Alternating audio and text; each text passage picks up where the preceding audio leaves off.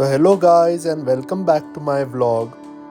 तो मंगेशी टेम्पल के दर्शन तो आपने हमारे प्रीवियस व्लॉग में देखे ही होंगे।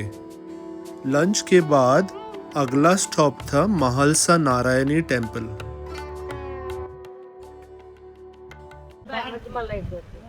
कशी घे ती तुळशीचे कसे हा तिथलीच दे। हमारा प्लान एक्चुअली गोवा के पोंडा रीजन के फेमस टेम्पल्स को एक्सप्लोर करने का है। पोंडा को गोवा का टेम्पल हब भी कहा जा सकता है क्योंकि यहाँ आसपास आपको एक के बाद एक ब्यूटीफुल और हिस्टोरिकली इम्पोर्टेंट टेम्पल्स देखने को मिलते हैं। और फाइनली हम आ गए महालसा नारायणी टेम्पल। और ऑनेस्टली टेम्पल के पास आते ही सबसे पहले जो चीज़ आपकी अटेंशन ग्रैब करती है वो है इसका ब्यूटीफुल दीपस्तंभ। गोवा के टेम्पल्स में दीपस्तंभ का एक अलग ही चार्म होता है। आप देख सकते हो टेम्पल का ओवरऑल एनवायरनमेंट काफ़ी पीसफुल है। महालसा नारायणी टेम्पल की हिस्ट्री भी गोवा के टेम्पल हेरिटेज का एक इम्पॉर्टेंट चैप्टर है। कहा जाता है कि माता महालसा का ओरिजिनल टेम्पल वेरना में था। पोर्चुगीज रूल के दौरान जब गोवा के कई हिंदू टेम्पल्स को तोड़ने का खतरा था तब डिवोटीज ने माता की मूर्ति को सुरक्षित रखने के लिए मारदोल ले आए और आज यही मारदोल महालसा नारायणी देवी का एक प्रसिद्ध धाम है। महालसा नारायणी को भगवान विष्णु के मोहिनी अवतार से भी जोड़ा जाता है, इसीलिए उन्हें नारायणी कहा जाता है। इस टेम्पल से एक बहुत ही इंटरेस्टिंग लेजेंड भी जुड़ा हुआ है। कहा जाता है कि वेरना के सोनसदा प्लेटो पर देवी प्रकट हुई थी। उन्होंने अपने नुपुर से जमीन पर प्रहार करके एक स्प्रिंग बनाया जिसे आज नुपुर लेक से जोड़ा जाता है। बाद में देवी के निर्देश पर वहां उनका मंदिर बनाया गया।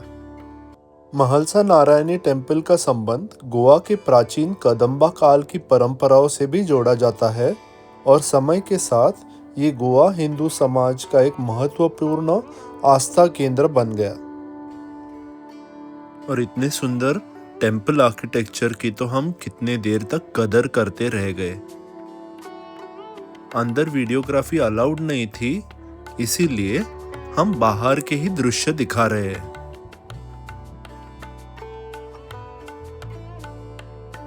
टेम्पल के बाजू में ही जो ट्रेडिशनल तड़ी या वाटर बॉडी है, ऐसे टेम्पल पॉन्ड्स गोवा के पुराने मंदिरों का एक इम्पोर्टेंट हिस्सा रहे हैं।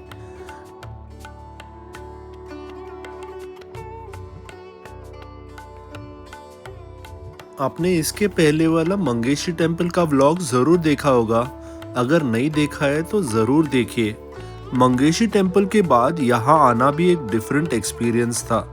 हर टेम्पल का अपना आर्किटेक्चर है, अपना एटमॉस्फेयर और अपनी एक यूनिक आइडेंटिटी है। और मुझे पर्सनली गोवा के टेम्पल्स की सबसे अच्छी बात ये लगती है कि ये टेम्पल सिर्फ रिलीजियस प्लेसेस ही नहीं, इनके अराउंड जो आर्किटेक्चर और सराउंडिंग है वो भी एक्सप्लोर करने लायक है। इधर भी कैंटीन है इनका, श्री महालसा कैंटीन।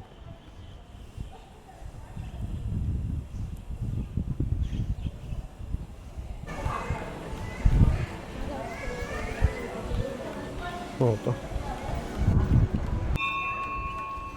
क्या रे जवळ? नहीं, उधर का नहीं हुआ था। पता है क्या ये क्या है? क्या है?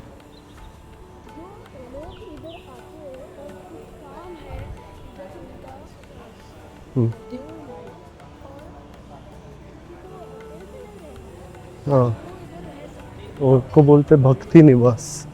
दोस्तों, अगर आप यहाँ आ रहे हैं तो एक बार टेम्पल का एक्सटीरियर प्रॉपर्ली ऑब्जर्व ज़रूर कीजिए और स्पेशली ये दीपस्तंभ।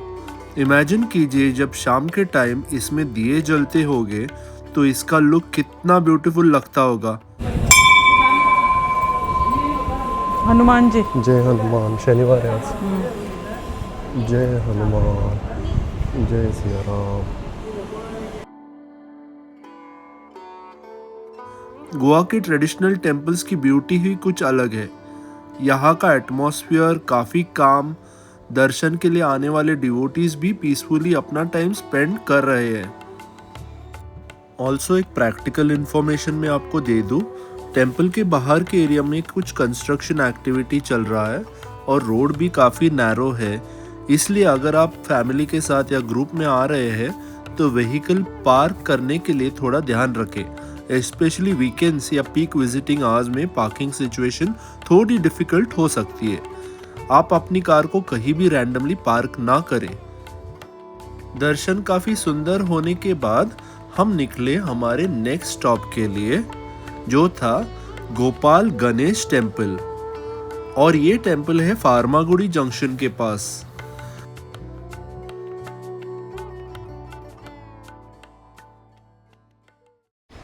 हे गोपाळ गणेश गणपती देवस्थान आहे. हे पुढे माझं लिस्ट हो का? कितले याचे?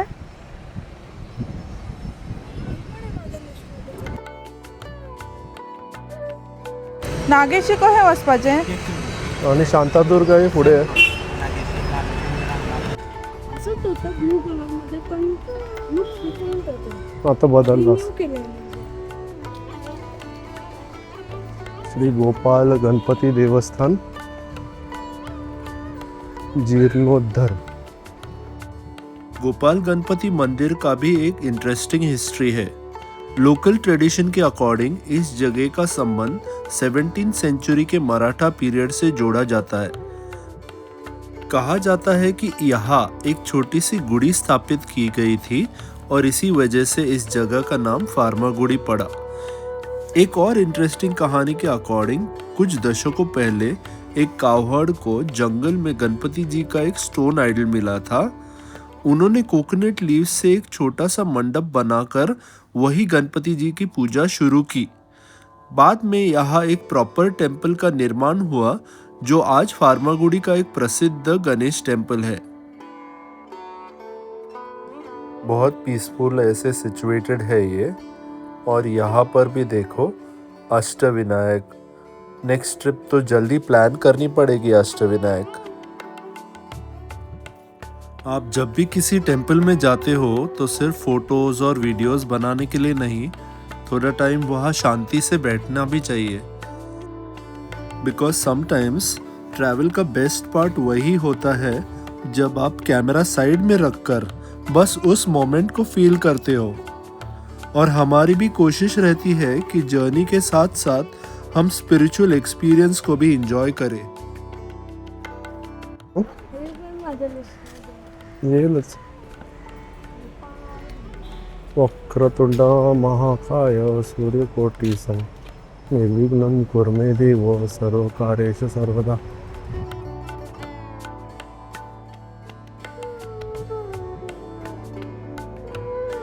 छत्रपति शिवाजी महाराज की जय. फार्मागुड़ी जंक्शन पोंडा। पैसे पैसे